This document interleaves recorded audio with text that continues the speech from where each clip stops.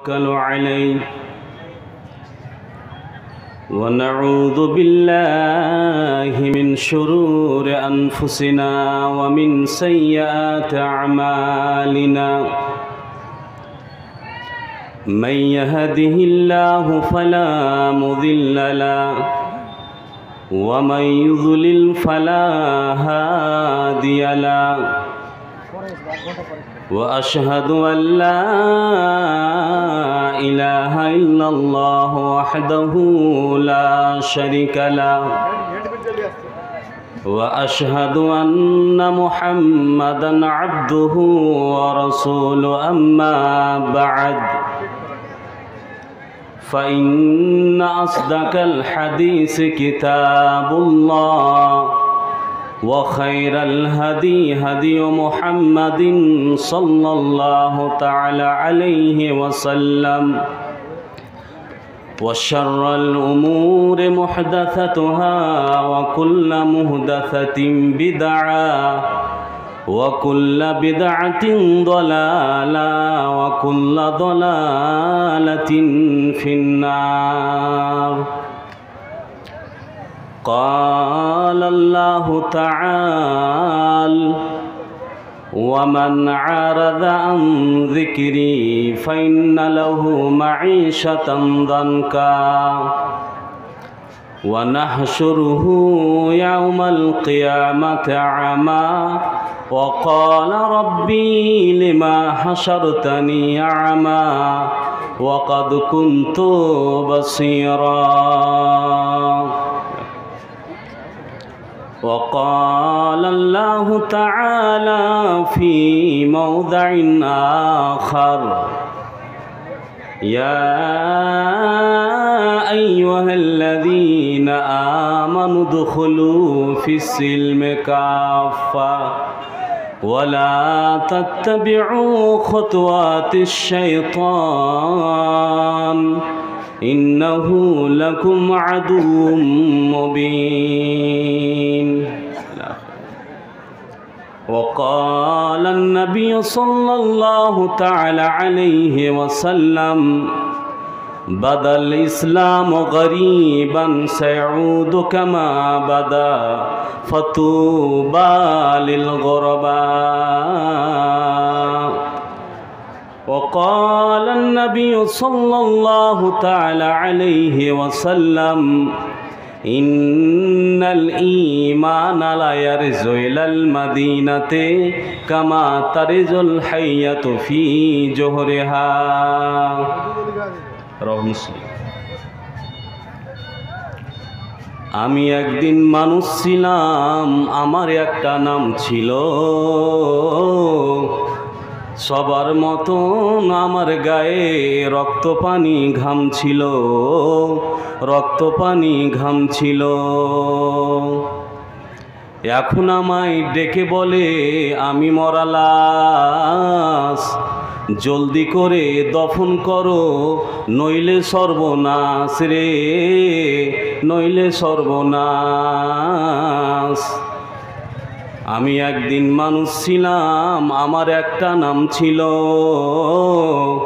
সবার মতন আমার গায়ে রক্ত পানি ঘাম ছিল, রক্ত পানি ঘাম ছিল। তখন সবাই বাড়ির লোক লাশের ভয়ে কাঁদছিল, তখন সবাই বাড়ির মানুষ লাশের ভয়ে কাঁদছিল। আমি একদিন মানুষ ছিলাম, আমার একটা নাম ছিল, সবার মতন আমার গায়ে রক্ত পানি ঘাম ছিল, রক্ত পানি ঘাম ছিল। উপস্থিত আজকের সভার যোগ্যতম সভাপতি সাহেব ও সামনে বসে থাকা এলোমেলো হয়ে ছটিয়ে ছড়িয়ে ভাই ও বাপজানেরা, পর্দায় বসে থাকা পর্দাহীন পর্দানাসীন মা ও ভগ্নীরা, সর্বপ্রথম ওই মহান বিধাতার প্রশংসা করি যাহার অশেষ কৃপায় এই বরকতের স্থানকে জায়গাকে ত্যাগ করে রাস্তাতে শয়তানের মতন ইবলিসের মতন এখনও বিচলন করছেন, সে সমস্ত বদমাহিস কামিনা হারামি যাদের এখনও বিবেচনা হয় না যে জালসা রাত 9টা বেজে যাচ্ছে, স্টেজে এসে বসি, তাদেরকে বলছি আল্লাহ যেন তাদেরকে সুবুদ্ধি দেওয়ার তৌফিক দেন, সকলে বলুন আল্লাহুম্মা আমিন। তারপরে পরে আমাদের নবী জনাবে মুহাম্মদুর রাসূলুল্লাহ সাল্লাল্লাহু আলাইহি সাল্লামের প্রতি শত সহস্র দুরূদ ও সালাম অবতীর্ণ হোক, অর্পিত হোক। আল্লাহুম্মা সাল্লি আলা ওয়া সাল্লিম বারিক আলা।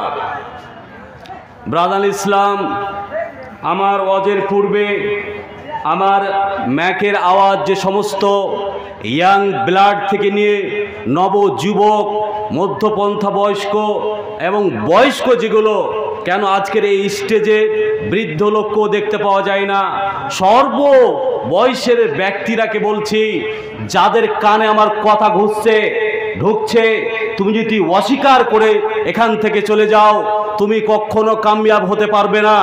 আমি যে আয়াত পড়েছি, যে আয়াত আমি আপনাদের সামনে পরিবেশন করেছি, সে আয়াত হচ্ছে সূরাতুত তাহার 124 নম্বর আয়াত।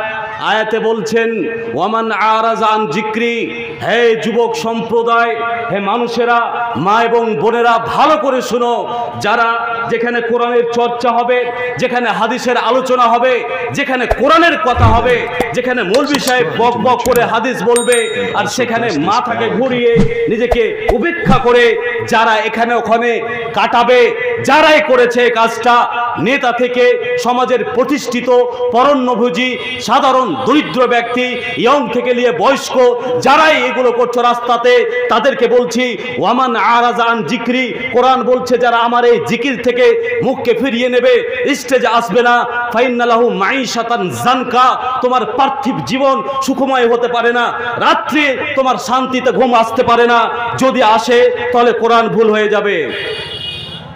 যারা যারা শুনতে পাচ্ছ, রাস্তায় বসে আছো, এখন স্টেজে আসনি, তোমাকে বলছি ওয়ামান আরাজা, আরাজার মানে হলো যারা মুখ ফিরিয়ে নেই, এরাজ করে নেয়, ঘুরিয়ে নেই কোরআন থেকে, আমার নিদর্শন থেকে, আমার আয়াত থেকে, ফাইন্না লাহু মাঈশাতান জানকা, তার পার্থিব জীবন, এই জীবন তার সুখময় হতে পারে না, তার জীবনে অভাব অনাটন ঘুচবে, অভাব অনাটন ঘুচবে না, অশান্তি লেগেই থাকবে।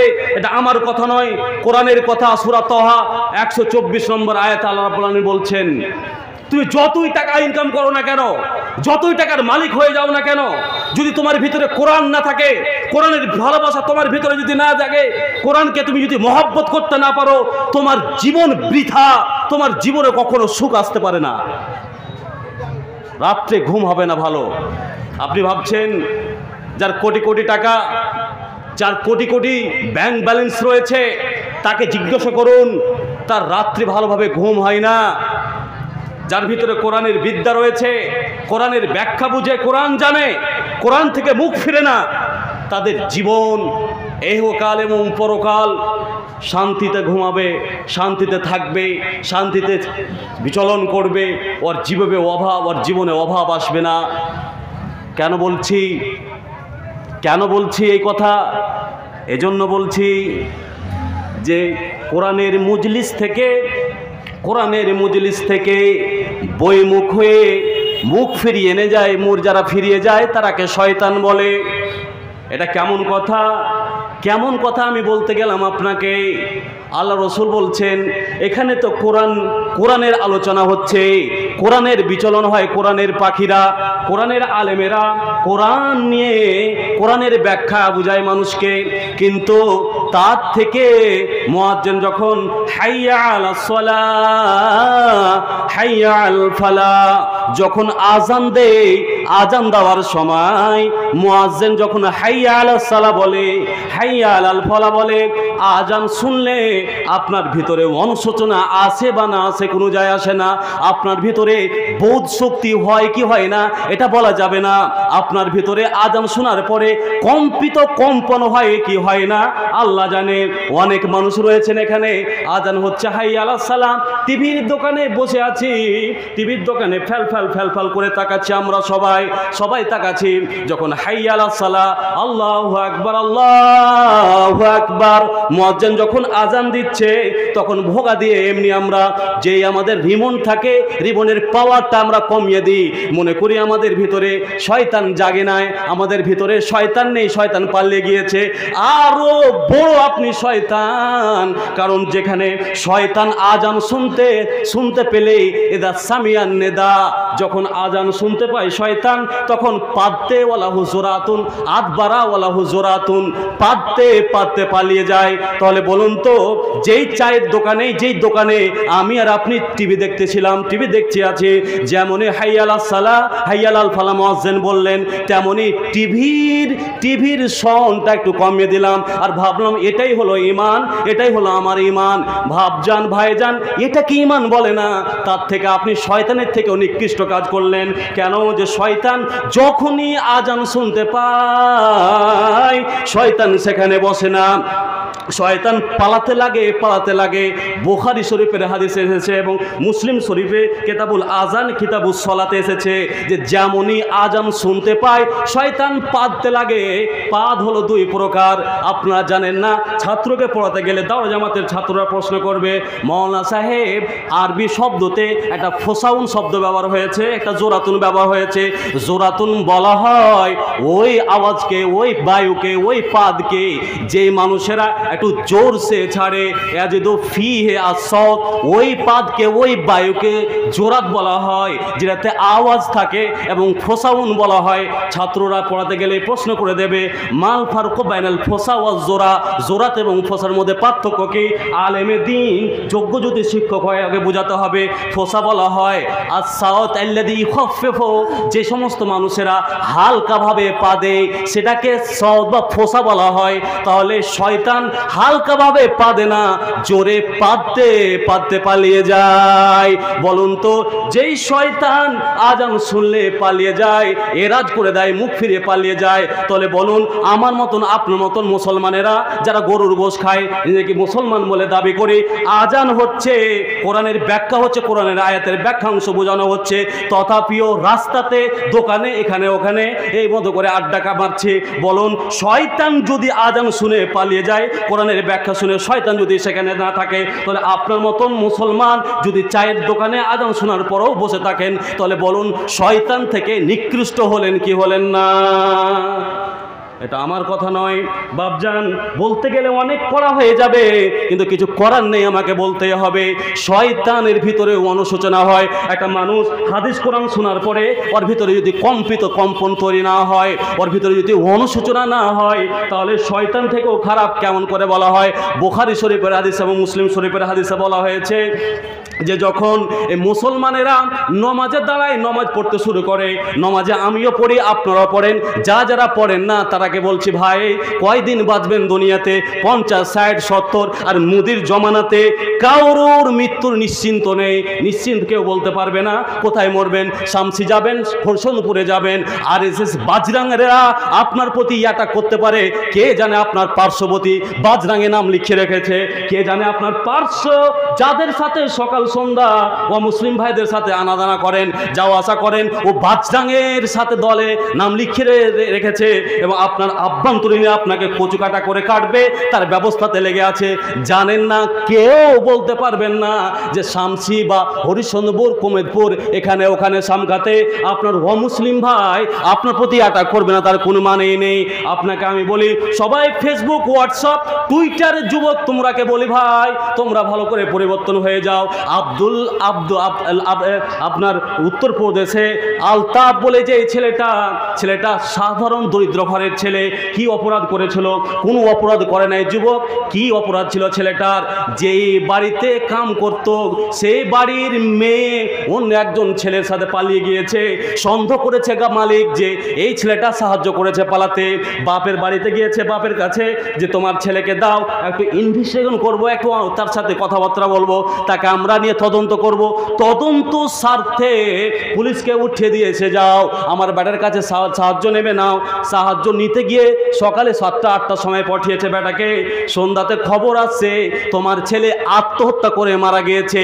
যে ছেলেটা 6.5 ফুটের ছেলে 3.5 ফুটের পাইবে গলাতে ফাঁস লাগিয়ে কি করে আত্মহত্যা করতে পারে?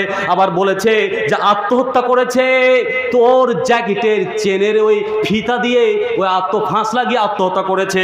সবাই জানছেন ছেলেটাকে মেরে মেরে মেরে মেরে মেরে মেরে জেলখানাতে বেরিয়েই তাকে শেষ করে দিয়েছে। আপনাকে আমি বোঝাতে পারবো না, এখানে যত যুবক রয়েছে তোমাদেরকে বলছি, শামসি গেলে, হরসন্দপুর গেলে, ভালুকা গেলে, চাঁচল গেলে, জানো না তোমার অমুসলিম ভাইদের সাথে কথা কাটাকাটি হতেও পারে, নাও বা হতে পারে, হলে ওখানে তোমাকে বেরিয়েই মেরে দিতে পারে। ওই জন্য ভাই রে, অনাই বিনাই করে তোমাকে বলছি, যুবক বয়স তোমরা কাটায়ও না, আল্লাহর ইবাদত করো। কেন? যে শয়তানের ভিতরে অনুসূচনা হয়, শয়তান কাঁদতে শুরু করে। আপনি বলবেন এগুলো কথা তুমি নিজের বানাওয়াটি বলছো। একটাও কথা নিজের বানাওয়াটি নয়। মুসলিম শরীফের হাদিসে বলছে, এদা কারা ইবনু আদম আয়াত সাজদা, এই আদমের সন্তানেরা এই যেমন কোরআনে এরা অধ্যয়ন করে, কোরআন যখন পড়ে দেয়, কোরআন যখন পড়তে পড়তে পড়তে পড়তে পড়তে যখন সাজদার আয়াত আছে, যেগুলো আয়াত পড়তে গেলে তাড়াতাড়ি সিজদায় পড়ে যেতে হবে, ইমাম পড়বে, তার সাথে সাথে মুক্তাদিরাও পড়ে যাবে। যখনই এই মুসলমানের বাচ্চারা যখন সিজদাতে পড়ে যায়, এই মুসলমানের ছেলেরা, মুসলমানের মেয়েরা যখন সিজদাতে পড়ে যায়, এই শয়তান কি করে বাপজান, যারা আজকে এই বক্তব্য শোনার পরে যার ভিতরে, যার অন্তরে কম্পন চালু হবে না, যার ভিতরে অনুশোচনা হবে না, যার ভিতরে বোধ শক্তি হবে না যে আজকে থেকে সলাৎ ত্যাগ করবো না, আপনাদের বিচারে ছেড়ে দিলাম। ইয়ং যারা রাস্তাতে আছো তোমাদের বিচারে ফেলে দিলাম যে তোমার ভিতরে শয়তান আছে কি আর নাই, তুমি বিবেচনা করো। আল্লাহ রসুল বলছেন, যখনই এ আদমের সন্তানেরা সিজদাতে পড়ে যায়, যখনই পড়ে এই তেজালা শয়তানও, শয়তান সেখান থেকে আলাগ হয়ে যায়, শয়তান ওখান থেকে সরে যায়। ওই আবকি, শয়তান কাঁদতে শুরু করে। আপনি বলবেন কেমন করে কাঁদে? আপনি দেখতে পান না, কিন্তু শয়তান ডুকরে ডুকরে কাঁদে। শয়তান কাঁদে, শয়তান কাঁদে, এই তেজালা ওয়ায়ুবকি, ওখান থেকে আলাগ হয়ে যায়।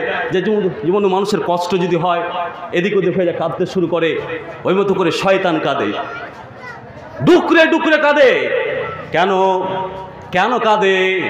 আজকে তোমার বয়স 30, 40, 50 হয়ে গেল, তুমি নমাজ পড়ো না, তোমার সিজদা কি জিনিস তোমার মসজিদে হয় না। তোমার যখন বয়স 60 বছর হয়ে যাবে, এখানে 60 বছরের যত বয়স্ক বাপ জান আছেন, তারাকে জিজ্ঞাসা করুন তাদের এবাদত ঠিক হচ্ছে কি হয় না। এবাদত ঠিক হবে না। তুমি যখন 60 বছর তোমার হয়ে যাবে, তুমি মুলবি সাহেবের কাছে যাবে আর বলবে, মুলবি সাহেব আমার যৌবনকালে অনেক অন্যায় করেছি, অনেক আমার গুনাহ রয়েছে, মাফ হবে কি হবে না? আপনাকে আমি বুঝাই, 70 বছর বয়স হয়ে গেল আপনার, 40 বছর বয়স হয়ে গেল, 40 যেমনি 10 বছর হলো নামাজের আদেশ দিতে হবে, 7 বছর থেকে আদেশ দিতে হবে, 10 বছর হলে বিছানা আলাগ করে দিতে হবে, 14 বছরে নামাজ পড়াতে যদি না পড়ে প্রহার করতে হবে, মারতে হবে, বুঝাতে হবে। 14 বছর থেকে যতগুলো আপনি অপরাধ করলেন, জয় অক্তে নামাজ ছাড়লেন, হিসাব করুন, আপনাকে বুঝাতে হবে না। 14 বছর থেকে নিয়ে 50 বছর বয়সে আপনি নামাজ ধরলেন, 60 বছর বয়সে মারা গেলেন, 10 বছর নামাজ পড়লেন, 14 থেকে নিয়ে 50, এই যে আপনার 30, 36 বছর বয়স আপনার এমনি কাটিয়ে দিলেন, তাহলে বলুন তো 10 বছরের নেকিতে আপনার 36 বছরের গুনাহ কি করে মাফ হবে? আপনি বিবেচনা করুন। আল্লাহ যদি মাফ করে এটা আল্লাহর ব্যাপার, কিন্তু আপনার বিবেকে ফেলে দিলাম। আপনি ভাবুন না, অন্য মৌলভী সাহেবের কাছে দুয়ার জন্য কেন যাবেন? আপনি 30 বছর ধরে নামাজ ছাড়লেন, আর 30 বছরের অপরাধ 10 বছরে আপনি যেই বয়সে আপনি নামাজ ধরলেন, এবাদত ঠিক হলো না। শয়তান কাঁদে, শয়তান কাঁদে যার ভিতরে হাইয়া আলাস সালাহ, হাইয়া আলাল ফালার ধ্বনি শোনার পরেও মনের ভিতরে কম্পন জাগলো না, যার ভিতরে অনুশোচনায় আসলো না, যার ভিতরে মুসলমান মুমিন তার ভিতরে বিবেক জাগবে যে আমার ঠিক হচ্ছে না, এতটুকু হলো না বাপজান। শয়তানের থেকেও নিকৃষ্ট। কেন? যে সিজদার যার মনে জাগলো না যে আমি আল্লাহর নামে সিজদা করে দেব, আল্লাহর নামে ইবাদত করে দেব, এটাও যার মনে আসলো না, তারা শয়তান থেকে হারামি এবং শয়তান থেকে নিকৃষ্ট। শয়তানের ভিতরেও ক্রন্দন আসে, শয়তানও কাঁদে। কেন কাঁদে? এই জন্য শয়তান বলবে যেদিন আমাকে বলা হয়েছিল যে উসজুদু লি আদামা ফাসাজুদু ইল্লা ইবলিসা, যারা যারা কোরআনের ব্যাখ্যাংশ থেকে, কোরআনের ব্যাখ্যা থেকে মাথাকে ফিরিয়ে নিয়েছো, এই ইসলামী জালসা রাস্তাতে আসলাম, আসতে পারলাম না, মজলিসে একটাও লোক নেই, দুঃখ লাগে, অন্তরটাতে অনেক কষ্ট লাগে। এখানেই যদি যাত্রা পালার অনুষ্ঠান হতো বা কোনো রঙ্গ তামাশা মঞ্চ হতো, কোনো উপন্যাসের অনুষ্ঠান হতো, এরা হেলাহালি করে, কাজে করে, দলাদলি করে, পায়ের ওপরে পা, মাথার ওপরে মাথা চড়ে এরা অনুষ্ঠানে যারা যা সফল করতো। আর একটা ইসলামী সভা যেখানে নাকি তোমার জীবন ভরে যাবে, যেখানে তোমার জীবন গড়ে যাবে, সেই অনুষ্ঠানে তুমি রাস্তাতে কি করে কাটাতে পারো? তাহলে বলুন তো, এই শয়তানকে যখন বলা হয়েছিল, এই শয়তান ছিল না বাপজান, কানা আবুল জিন, এ ফেরেশতাদের বাপ ছিল এই ইবলিস। একে বলা হয়েছিল আদমকে যখন আল্লাহ রাব্বুল আলামিন সৃষ্টি করলেন, সৃষ্টি করার পরে বলেছিলেন উসজুদু লি আদামা ফাসাজুদু ইল্লা ইবলিসা, সকল ফেরেশতাদেরকে আদমকে সিজদা করতে বলেছিলেন। যত ফেরেশতা ছিল সকলে সম্মানের সিজদা আদমকে করে দিয়েছিলেন। কিন্তু এর ভিতরে এমন একটা গ্রাইভেটি ঢুকে যায়, এমন একটা গৌরব ঢুকে যায়, এমন একটা অহংকার ঢুকে যায় যে আনা খায়রুম মিনহু, রাব্বুল আলামিন আমি এই আদম থেকে আমি হলাম উত্তম। খালাক্তানি মিন নারি ওয়া খালাক্তাহু মিন তিন, তুমি আমাকে সৃষ্টি করেছো আগুন থেকে এবং আদমকে সৃষ্টি করেছো মাটি থেকে। মাটির বৈশিষ্ট্য নিচে আর আগুনের বৈশিষ্ট্য দাও দাও দাও দাও করে উপরে চলে যাওয়া। অতএব মাটি নিচে যাবে আর আগুন উপরে যাবে, আমাকে আগুন থেকে সৃষ্টি করেছো, একে আমি সিজদা করতে পারবো না। মুখ ফিরিয়ে নিল, বললো একটা। এখন বলছি আপনারাকে, আসুন মজলিসের বরকত নিয়ে যান, যদি মুখ ফিরিয়ে নেন ফাইনালাহু মাইশাতান জানকা, তোমার জীবন সঠিক হতেই পারে না। নেতা, ব্যারিস্টার, প্রফেসর, ডক্টর যে হোক না কেন, যদি ওর ভিতরে কোরআন থেকে ওর কিঞ্চিত পরিমাণ বিদ্বেষ থাকে, কিঞ্চিত পরিমাণ কোরআনের মজলিসে যদি ও কামিনা বদমাইশ যদি না বসে, তোর জীবন কখনো শান্তি হতে পারে না। তুই রাত্রি, আজকে রাত তোর শান্তিতে ঘুম হতেই পারে না। কোরআন বলছে, আমি বলছি না।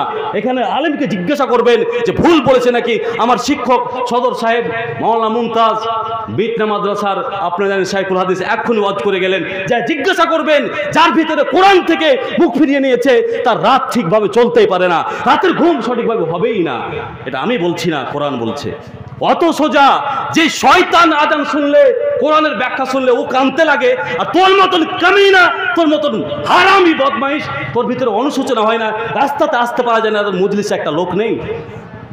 জবাব লাগবে। তোমরা সাবধান হয়ে যাও, যেন শয়তান যদি কাঁদে, তোমার ভিতরে কি হওয়া উচিত ছিল? আরে সব জায়গাতে মাস্তানি করছো, সব জায়গাতে এখানে ওখানে ঘুরে বেড়াচ্ছ, কোনো বাধা নেই। কিন্তু ইসলামী সভাতে কি করে তুমি মেলা তৈরি করতে পারো? কি করে এখানে ওখানে তুমি আড্ডাবাজি করতে পারো? কি করে নারীদের কটূক্তি করতে পারো? কি করে তাকাতে পারো? লজ্জা লাগে, লজ্জা লাগে। খারাপ লাগলে, তোমার ভিতরে যদি মনুষ্যত্ব বেঁচে থাকে, মজলিসে এসো, নইলে ভাববো তুমি শয়তানের বড় ভাই।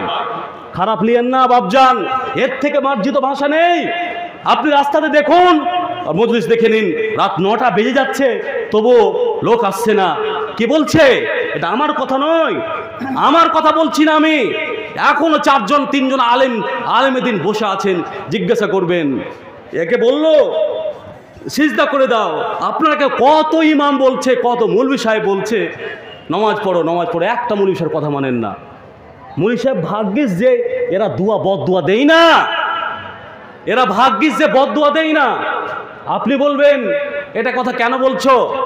এই জন্য বলছি, এই জন্য বলছি, এই যুবক তোমরা শুনে নাও, যদি ইমাম, মৌলভী সাহেব, এলাকার মাওলানা সাহেবের কথা উপেক্ষা করেন, আপনাদের আলেম বারবার বিনয় নিবেদনের সাথে বললেন আপনারা কোনো গ্রাহ্য করছেন না। আপনাকে বলছি, বুখারী শরীফের হাদিস, কিতাবুল ইস্তিসকা,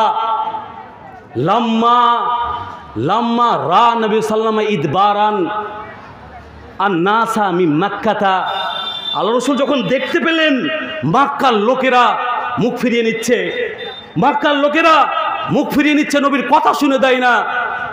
কিতাবুল ইস্তিসকা, কিতাবুল সলাতে হাদিসটা পাবে, কিতাবুল জুমাতেও পাবেন। আল্লাহ রাসূল মুখ ফিরিয়ে নেওয়াটা বরদাস্ত করতে পারলেন না। কি বললেন?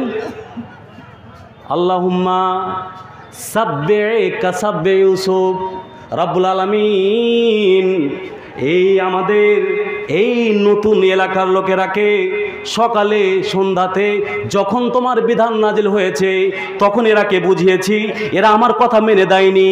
এরাকে যত রকম করে বলি, এরাকে রেগে রেগে বলেছি, কামিনা বলেছি, শয়তানের চাস্তো ভাই শয়তানের বড় ভাইও বলেছি, তারপরও এরা মেনে দেয়নি। তুমি এরা বিচার করে দাও। বিচারটাই এমন তো হলো, আল্লাহ রাসূল থামতে পারলেন না, দোয়া দিয়ে দিলেন রব্বুল আলামিন সাব্বে কাসাব্বে ইউসুফ। নবী ইউসুফের যুগে যে মতো তুমি কাহাত সালে দিয়েছিলে, ওয়ানা বৃষ্টি দিয়েছিলে, ওয়ানা বৃষ্টি দিয়ে দিয়ে দিয়ে দিয়ে গাছপালাকে তুমি শুকিয়ে শুকিয়ে মেরে দিয়েছিলে, এরাকেও ঢং শিখিয়ে দাও। কেন? যে এরা আলেমের কথা শুনে না, মৌলানা সাহেবের কথা শুনে না, ইমামের কথা শুনে না। যোগ্য যোগ্য আলেম রয়েছে এলাকাতে, মৌলানা আব্দুল বারি মাদ্রাসার সদর সাহেব রয়েছেন, যোগ্য আলেম যেই হোক না কেন আমি আলেমদেরকে শ্রদ্ধা করি। এত বড় আলেম আছে, তারপরও যারা কথা মেনে দেয় না। আল্লাহ রসুল যখন মক্কার লোকেরা মেনে দেয়নি তখন রসুল বদদুয়া দিয়েছিলেন, থামতে পারেননি। রব্বুল আলামিন তোমার ফায়সালা তোমার উপরে ছেড়ে দিলাম। ইমামেরা ধৈর্যশালী হয়, ওলামারা ধৈর্যশালী হয়, বদদুয়াও তো তাড়াতাড়ি গ্রামের লোকেরাকে জামাতবাসীরাকে দেয় না। কেন দেয় না? এই জন্য দেয় না, কোরআন বলছে, রব্বুল আলামিন বলছেন ইন্নামা ইয়াখশাল্লাহা মিন ইবাদিহিল উলামা। মানুষেরা ভালো করে শুনো, পৃথিবীতে আপনার মতন প্রফেসর ব্যারিস্টার আল্লাহকে ভয় করুক চেয়ে না করুক গা, আল্লাহর কোনো যায় আসে না। আপনার মতন ম্যাথামেটিক্স ম্যান, আপনার মতন বৈজ্ঞানিক, আপনার মতন সমাজের প্রতিষ্ঠিত নেতা, চুরি করার নেতা যে হোক না কেন, আপনি আল্লাহকে দেখে ভয় করুন চেয়ে না করুন, আল্লাহর কোনো জয় আসে না। পৃথিবীতে প্রকৃত পক্ষে আল্লাহকে যদি দেখে ভয় করে আলেমেরা করে। আপনার মতন মানুষেরা এক ওয়াক্ত, দু ওয়াক্ত, তিন ওয়াক্ত নামাজ ছাড়তে পারেন, আপনার মতন মানুষেরা সুদ খেয়ে নিতে পারেন, আপনার মতন মানুষেরা হারাম খেয়ে নিতে পারে, কিন্তু একটা আলেম প্রকৃত যদি ওর ভিতরে ইসলাম থাকে, প্রকৃত যদি ইলম থাকে, প্রকৃত যদি বুখারী, মুসলিম, আবু দাউদ, নাসাই, তিরমিজি, ইবনে মাজাহ এবং কোরআনের ব্যাখ্যা পড়ে থাকে, ওর ভিতরে কখনো হারাম যেতেই পারে না। এই জন্য তো রব্বুল আলামিন বলছেন পৃথিবীতে যদি আল্লাহকে দেখে ভয় করে তাহলে আলেমেরাই করে। এই আলেম বদদুয়া দেয় না। কেন? আলেমদের অন্তর অনেক বড় হয়। আলেমকে আপনি কষ্ট দিয়ে দেবেন, আলেমকে যেটা সেটা কথা বলে দেবেন, তারপরেও আলেমেরা অত সহজে বদদুয়া দেয় না।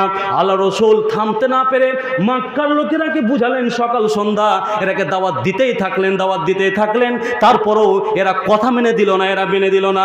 তখন আল্লাহ রসুল বললেন রব্বুল আলামিন এদের উপরে তুমি ওয়ানা বৃষ্টি দিয়ে, কাহাত সালি দিয়ে এদের ফয়সালা তুমি করে দাও, এদের ফয়সালা তুমি করো। আজকে ওয়াজ শোনার পরেও যাদের বিবেচনা হবে না, 9:06 মিনিট, যাদের বিবেচনা হবে না, যাদের জ্ঞান আসবে না, যাদের বক্তব্য এতে আমাকে শেষের সময় বললেই হতো, হ্যাঁ, যাদের আলো বিবেচনা হবে না, আল্লাহ রব্বুল আলামিনের কাছে বলে দিতে হবে রব্বুল আলামিন তুমি যা করবে তুমি করো। যেমনি এই কথা বলা কি হয়েছিল আল্লাহ রসুলের দুয়ার বরকত বাপজান আমার আয়াতের হাদিসের ব্যাখ্যার দিকে আমি শেষে যাব। আল্লাহ রসুল যখনই বলা তাদের উপরে কি আযাব এসেছিল, কাহাত সালি, ওয়ানা বৃষ্টি হয়ে হয়ে হয়ে হয়ে আর গাছপালা নেই, কি খাবে? পশুরা না খেয়ে খেয়ে মরতে লেগেছে। বুখারী শরীফের ইবাদতে রয়েছে হাত্তা আখাজাতুহুম হাসানা, আখাজাতুহুম হাসানা, 1 বছর ধরে তাদের কাহাত সালি লেগে থাকলো। যেমনই লাগা সব শুকিয়ে শুকিয়ে শুকিয়ে শুকিয়ে শুকিয়ে মরে গেল। হাদিস শরীফে বলা হয়েছে তাদেরকে তো খেতে হবে। আমার মতন আপনার মতন মানুষ, সকলেই মানুষ রয়েছে, আবু জাহাল, উতবা সাহেব, আবু সুফিয়ান সবাই রয়েছে, খেতে হবে, কিছুই নেই। বলা হয়েছে হাত্তা আকালুল জুলুদা, ওখানে মরা চামড়া, যেগুলো গরুর, যেগুলো উটের, যেগুলো চামড়া ছিল, চামড়া খেতে শুরু করলো। চামড়া খেয়ে খেয়ে খেয়ে খেয়ে কতদিন চামড়া খাবে, কতদিন খাবে বাপজান, খেতে বেশি দিন পারবে না। চামড়া খাওয়ার পরে যখন চামড়া ফুরিয়ে গেল, হাত্তা আকালুল মাইতাতা, মুর্দা জানোয়ারগুলো পড়ে আছে। মানুষের যখন ভোগ লাগবে তখন ছাতু, জব, গম যে দেবেন না কেন, পেটে নুন দিয়ে ভাতও ঢুকে যাবে। তারা এমন অবস্থা হয়েছে, খেতে তো হবে। হাত্তা আকালুল মাইতাতা, মুর্দা খেতে লেগেছে। মুর্দা যখন ফুরিয়ে গিয়েছে গিয়েছে হাত্তা আকালু আল জিফা, জীবনে যেই জিনিসগুলা আমরা দূর থেকে দেখতে পেলেই আমরা দূরে থাকি, যেই জীব ভুঁড়ির যে উৎসগুলো নোংরাগুলো, ভুঁড়ির যেগুলো খারাপ খাওয়ার ওর পাখানাটা যেটা আমরা ফেলে দিই, ভুঁড়ির চামড়াগুলো, ভুঁড়ির যেগুলো আমরা খাওয়ার জিনিস সেটাকে নিয়ে আসি, তারপরে যেগুলো খারাপ জিনিস সেগুলো আমরা ফেলে দিই, নেই খাওয়ার নেই, ওটাকেও তারা কাড়ামারি করে করে তারা প্রাণ রক্ষা করেছিল। কেন হয়েছিল? এরা নবীর কথা মেনে দেয়নি, তার কারণে নবী বাধ্য হয়ে দোয়া দিয়েছিলেন। বাপজান আমার, ভাইজান আমার, এতটা আমার পরে কয়েকজন আলেম বক্তব্য দিয়ে চলে গেল, এত করে আপনারাকে বললাম, তারপরও একটি ঘোড়ার মতন দাঁড়িয়ে আছে, কিছু লোক এখনও বসেনি, এদের ভিতরে বিবেচনা হবে না। আমার বক্তব্য ছিল যে শয়তান কেন সিজদা করার সময় ক্রন্দন করতে লাগে? যার ভিতরে সিজদার অনুভূতি জাগেনি এখনো, তাদেরকে বলছি তোমরা শয়তান থেকে হারামি, শয়তান থেকে খারাপ। কেন? শয়তান সিজদা দেখতে গেলে কাঁদতে শুরু করে, শয়তান সিজদা দেখতে গেলে চোখ দিয়ে পানি ফেলে। কেন? এই জন্য যে তাকে বলা হয়েছিল আদমকে সিজদা করে দাও, সেদিন আমি সিজদা করে দেইনি, সেদিন যদি আমি সিজদা করে দিতাম তাহলে আজকে এই মুসলমানকে সিজদা করা দেখে আমার চোখ দিয়ে পানি বের হতো না। বাপজান এখনো যারা যুবক রয়েছে, এখনো যারা সালাত আদায় করো না, তোমাদেরকে বলছি বিবেক করো, বুদ্ধিতে নিয়ে এসো। কেন? যে যদি তুমি এরাজ করে যাও, আল্লাহ এবং আল্লাহ রসুলের যেখানে চর্চা হবে, কোরআন এবং হাদিসের যেখানে আলোচনা হবে, যেখানে হাদিস কোরআনের ব্যাখ্যা হবে, সেখান থেকে যদি মুখ ফিরিয়ে নাও, আমি বলছি না, কোরআন বলছে যারাই মুখ ফুরাবে তাদের জীবন সংকটময় হবে, অভাব অনাটন লেগেই থাকবে, অভাব কোনোদিন ঘুচবে না। আল্লাহ রাব্বুল আলামিন বলছেন এই লোকগুলোকে যারা ইসলামী সভাতে ভরাতে পারলো না, রাস্তাঘাটে টাইম কাটিয়ে দিল, এই লোকগুলোকে কোরআনের আলোচনা চলছিল মুখ ফুরিয়ে নিল, এই লোকগুলোকে কিয়ামতের দিন অন্ধ করে উঠাবে। কেন? দেখেন গা, এখানে আপনি বরকতের জায়গাতে বসে আছেন, বক্তাকে দেখছেন, ভালো কথা শুনছেন, আর ওরা মেয়েদের দিকে তাকাচ্ছে, দোকানের দিকে তাকাচ্ছে, 160 জায়গাতে তার দৃষ্টিকে নিয়ে যাচ্ছে। রাব্বুল আলামিন কিয়ামতের দিন দুনিয়াতে যত চোখের মজা আছে সব নিয়ে নিয়েছে। কিয়ামতের দিন এই লোকগুলোর চোখগুলোকে অন্ধ করে দেওয়া হবে, অন্ধ করে উঠানো হবে। তখন এই লোকগুলো, এই বদমাইশ কামিনা শয়তানের ভাইরা, এরাই গিয়ে আল্লাহকে বলবে লেমা হাসারতানি আমা, রাব্বুল আলামিন কেন তুমি আমাকে চোখ বন্ধ করে উঠিয়েছো? কেন চোখের অন্ধ করেছো? কেন? আমি তো দুনিয়াতে চোখওয়ালা ছিলাম, দুনিয়ার যত ইয়াহসুলু জিনাতাদ দুনিয়া, দুনিয়ার যতগুলো সৌন্দর্য রয়েছে, মজা রয়েছে, সবটাই আমি উঠিয়েছি, আজকে তুমি আমাকে অন্ধ কেন করেছো? লেমা হাসারতানি আমা ওয়াকাদ কুনতু বাসীরা, দুনিয়াতে আমি চোখওয়ালা ছিলাম। আল্লাহ বলবেন এই জন্য তোমাকে অন্ধ করেছি যে তুমি আমার কি করেছিলে? কোরআনের আলোচনা চলছিল, কোরআনের ব্যাখ্যা চলছিল, মাওলানা সাহেবেরা, আলেমেরা কোরআন এবং হাদিসের ব্যাখ্যাংশ মানুষেরাকে বোঝাচ্ছিল। ওমান আরাজা আন জিকরি, তুমি তার দলের মধ্যে ছিলে।